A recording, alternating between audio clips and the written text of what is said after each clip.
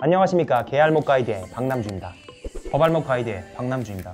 여러분들, 아이폰 성능 저하 업데이트에 대한 내용 알고 계시죠? 그것에 관련돼서 제가 저번 달에 직접 소송 참가 신청을 하는 것까지 보여드렸었는데요.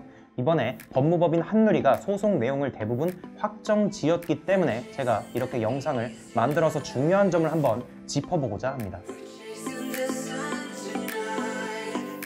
첫 번째로는 소송의 대상입니다.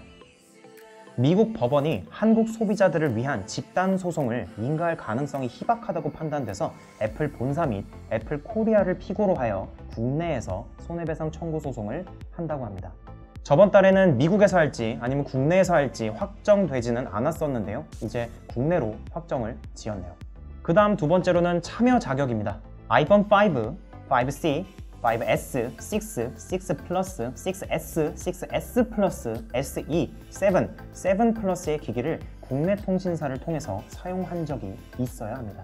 제가 말씀드린 이외의 기종은 안 되고요. 국내 통신사여야만 합니다. 해외 통신사 안 돼요. 그리고 저번 달에 저랑 같이 참여 신청을 안 하신 분들도 가능합니다.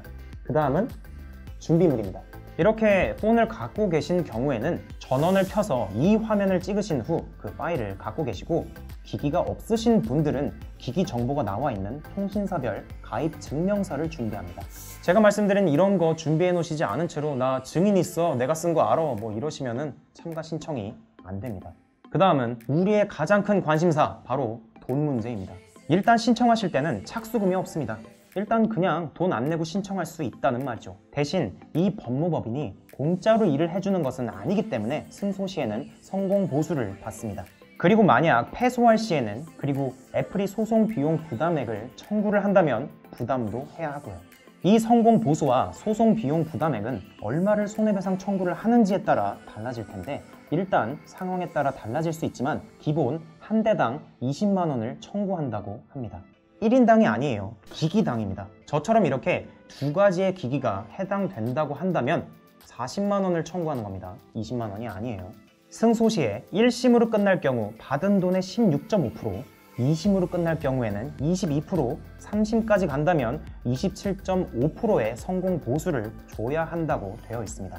재판이 길어지면 길어질수록 부담해야 되는 금액이 많아지는 것은 당연한 이치겠죠. 그런데 이렇게 정해진 퍼센트도 상황에 따라서 달라질 수는 있다고 합니다. 그리고 패소 시에는 애플이 소송 비용 부담액을 만약에 청구를 한다면 전부 패소 시에 심급당 최대 4,000원 정도가 예상된다고 하는데, 물론 이것도 예상 수치여서 변경될 수 있습니다. 그 다음은 과연 우리가 애플을 상대로 이길 수 있는지, 그리고 이긴다면 과연 애플로부터 그 돈을 받아낼 수는 있는 것인지입니다.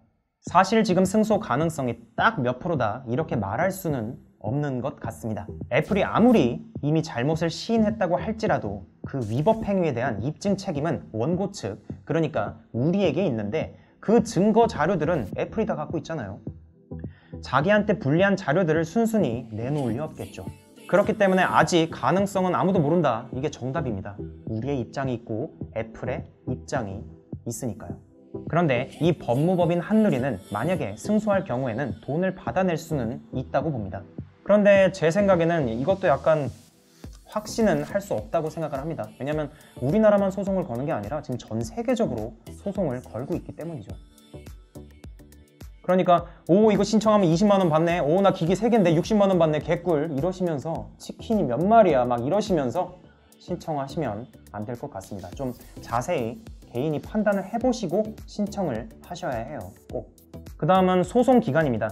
소송 기간은 이렇게 최소 2, 3년, 최대 5, 6년을 예상하고 있네요. 바로 급전 필요해서 신청하시는 분들은 없기를 바라겠습니다. 그 다음은 접수 기간입니다. 2월 28일까지라고 되어 있네요. 그러니까 이 영상을 업로드 되자마자 보셨다면 한 7일 정도 남은 것 같습니다. 아마 생각할 시간은 충분할 거라고 예상이 됩니다. 좀 신중히 생각하셔서 신청하시기 바라겠습니다. 그 다음 마지막으로 소송 참여 방법입니다. 저처럼 온라인으로 직접 하셔도 되고, 참여가 어려운 미성년자의 경우에는 공지사항에 양식이 따로 있다고 하니까 그것을 작성하셔서 제출하시면 된다고 합니다. 자, 이 정도면 여러분들이 가장 궁금해할 내용을 정리해 본 것 같습니다. 제가 정리한 걸 보시고 할 마음이 생기셨다면 아까 제가 말씀드린 준비물 있죠? 그거 챙기셔서 직접 순서대로 쭉 진행하시면 아무런 어려움 없이 하실 수 있습니다. 이게 진행해보시면 알겠지만 설명이 매우 쉽고 친절하고 자세하게 나와 있습니다. 좀 어려워야 영상 분량이 나오는데 저한텐 친절하지 않네요. 정상적으로 접수가 되면 이렇게 화면이 나오고 이후 과정들은 본인이 설정하신 연락처를 통해서 전달이 될 겁니다. 자, 이렇게 애플 소송에 대해서 한번 정리를 해봤습니다. 이 소송에 대한 결과는 최대 5-6년이 걸릴 수도 있기 때문에 그 결과에 대한 영상은 5-6년 뒤에도 만약에 제가 유튜브를 하고 있다면 아마 나올 겁니다. 근데 제가 5-6년을 더 할 수 있을까요? 더 할까요? 우리 랜슬롯의 의사를 물어봐야 될 것 같네요. 랜슬롯, 우리 5-6년 뒤에도 계속 유튜브 할까? 싫어?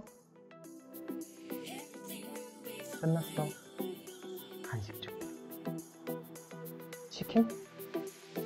치킨 줄까? 랜슬롯 치킨? 치킨 먹자. 치킨 먹자.